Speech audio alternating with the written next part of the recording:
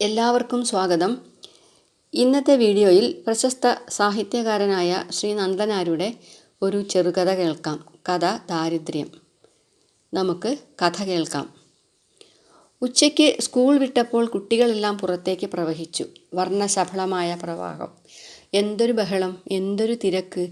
വേഗം വീട്ടിലെത്തി ആഹാരം കഴിക്കാനുള്ള ഉത്സാഹത്തിമർപ്പ്. പക്ഷേ അപ്പുണ്ണിക്ക് ഒട്ടും ഉത്സാഹമില്ല, ഒട്ടും ധൃതിയുമില്ല. കാരണം വീട്ടിൽ പോയാൽ വെറും പച്ചവെള്ളമല്ലാതെ മറ്റൊന്നും അവിടെ കഴിക്കാനില്ലെന്ന് അവനറിയാം.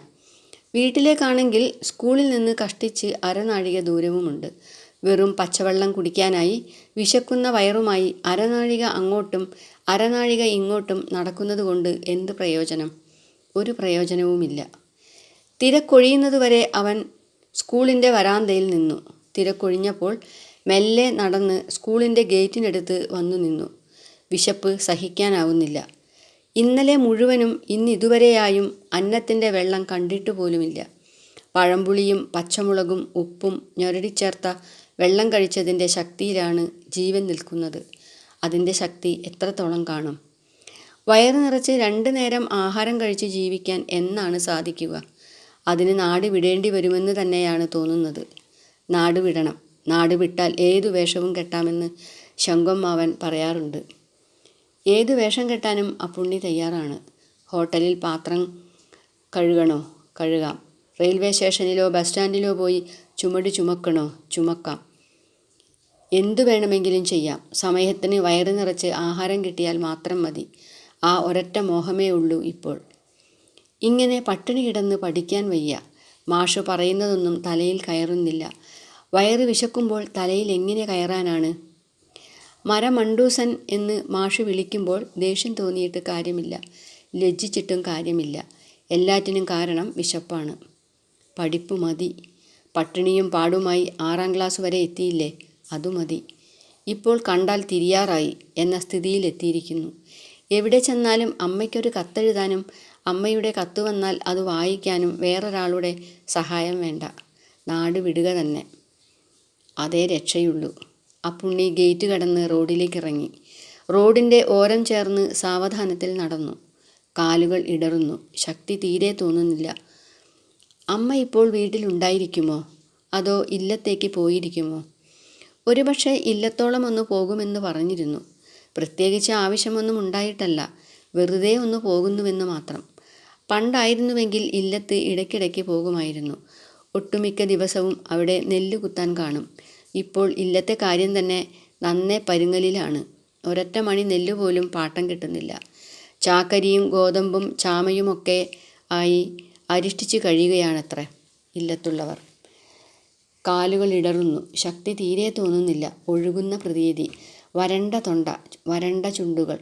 ഒന്ന് ഉമിനീരിറക്കാൻ പോലും വായിൽ നനവില്ല. കണ്ണുകളിൽ ഇടയ്ക്കിടയ്ക്ക് ഇരുട്ട് കയറുന്നു. സ്കൂളിൻ്റെ അടുത്തുള്ള ഇടവഴിയുടെ സമീപം എത്തിയപ്പോൾ അവനൊന്നു നിന്നു. ഇടവഴിയിലേക്ക് തിരിഞ്ഞാലോ? ഒന്നും ഉദ്ദേശിച്ചല്ല ഇടവഴി വരെ നടന്നെത്തിയത്. ഇനി ഏതായാലും ഇടവഴിയിലൂടെ കുറച്ചു ദൂരം നടന്ന് ബെല്ലടിക്കുന്നതിന് മുമ്പ് സ്കൂളിൽ തിരിച്ചെത്താം. വിശപ്പും ദാഹവും ക്ഷീണവുമൊക്കെ ഉണ്ടെന്നത് ശരി തന്നെ. അവൻ ഇടവഴിയിലേക്ക് തിരിഞ്ഞു. തണലും തണുപ്പുമുള്ള ഇടവഴി. ഇരുഭാഗത്തും വീടുകൾ. ഓടിട്ട വീടുകൾ, വൈക്കോൽ മേഞ്ഞ വീടുകൾ. ഇരുഭാഗത്തെയും വീടുകളിലേക്ക് നോക്കിക്കൊണ്ട് അവൻ മെല്ലെ മെല്ലെ നടന്നു. ഈ കാണുന്ന വീടുകളിലും സ്കൂളിൽ പഠിക്കുന്ന കുട്ടികളുണ്ടാവും. അവരെല്ലാം അകത്തിരുന്ന് ഊണ് കഴിക്കുകയാവും. ഊണിനെക്കുറിച്ച് ഓർക്കുമ്പോൾ നാവിൽ നനവ് പൊടിയുന്ന പോലെ. നടക്കുകയല്ല, ഒഴുകുക തന്നെയാണവൻ. ഒഴുക്കിൽ വിചാരിച്ചിടത്ത് നിൽക്കാൻ പറ്റാതെ വരുമോ? അവൻ അതൊന്ന് പരീക്ഷിച്ചു നോക്കി. പെട്ടെന്ന് ഒരിടത്ത് നിന്നു. കാലുകൾ ശരിക്കും നിലത്തുറയ്ക്കുന്നില്ല. അവൻ ഇരുഭാഗത്തേക്കും ഒന്ന് നോക്കി. വലതുഭാഗത്ത് ചെറിയ വീട് എന്തുകൊണ്ടോ അവനെ ആകർഷിച്ചു. ഒരു തീരുമാനമെടുത്ത പോലെ അവൻ ആ വീടിൻ്റെ പടികടന്ന് മുറ്റത്തേക്ക് നടന്നു. ചെറിയ വീട്. വീടിന് യോജിച്ച ചെറിയ മുറ്റം. മുറ്റത്ത് ഒരു ചെന്തെങ്ങ്. ചെന്തെങ്ങിൽ ഒരാടിനെ കെട്ടിയിരിക്കുന്നു. ആടിൻ്റെ അകിട് കണ്ടപ്പോൾ ഈയിടെ പ്രസവിച്ചതാണെന്ന് മനസ്സിലായി. ആട്ടിൻകുട്ടികളെവിടെ? വീടിനകത്തോ? കൂട്ടിനുള്ളിലോ? ആട്ടിൻകൂട് മുറ്റത്തൊന്നും കാണാനില്ലല്ലോ. ഇവിടെ ആളുകൾ ആരുമില്ലേ? പുറത്താരെയും കാണാനില്ലല്ലോ. പൂമുഖത്തേക്ക് ശ്രദ്ധിച്ചു നോക്കി. പൂമുഖത്തിൻ്റെ വാതിൽ പുറത്തു നിന്ന് പൂട്ടിയിരിക്കുന്നു. വീട്ടുടമസ്ഥൻ ദൂരത്തൊന്നും പോയിരിക്കാനിടയില്ല. മുറ്റത്ത് ആടിനെ കെട്ടിയിട്ടുണ്ടല്ലോ. വീടിൻ്റെ ചില ജനൽപ്പാളികൾ തുറന്നു കിടക്കുന്നുമുണ്ട്. വീട്ടുടമസ്ഥൻ അടുത്ത വീട്ടിലേക്കെങ്ങാനും പോയതാവും. അവൻ ആടിൻ്റെ അടുത്ത് ചെന്ന് നിന്നപ്പോൾ സ്വാഗതം ഓതുന്ന ഭാവത്തിൽ അത് അവനെ ഒന്ന് മണത്ത് അവനോട് ചേർന്ന് നിന്നു.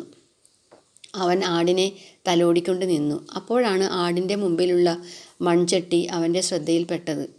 മൺചട്ടിയിൽ എന്താണ്? അവൻ പാളി നോക്കി. കഞ്ഞി. അവൻ്റെ കണ്ണുകൾ തിളങ്ങി. വിശപ്പിൻ്റെ കാഠിന്യം വർദ്ധിക്കുന്നുണ്ടോ? കഞ്ഞി. ആട് കുടിച്ച കഞ്ഞിയുടെ ബാക്കി. മൺചട്ടി നിറയെ കഞ്ഞി ആടിൻ്റെ മുമ്പിൽ കൊണ്ടുവന്ന് വെച്ചു കാണും. വിശപ്പും ദാഹവും തീർന്നപ്പോൾ ആട് കഞ്ഞികുടി മതിയാക്കി. അങ്ങനെയാവും ചട്ടിയിൽ കഞ്ഞി ബാക്കി വന്നത്. അവൻ ചുറ്റും നോക്കി. ആരുമില്ല. ആട് മാത്രമേ ഉള്ളൂ. പതുക്കെ മൺചട്ടി കയ്യിലെടുത്ത് ആകെയൊന്ന് കുലുക്കി നോക്കി.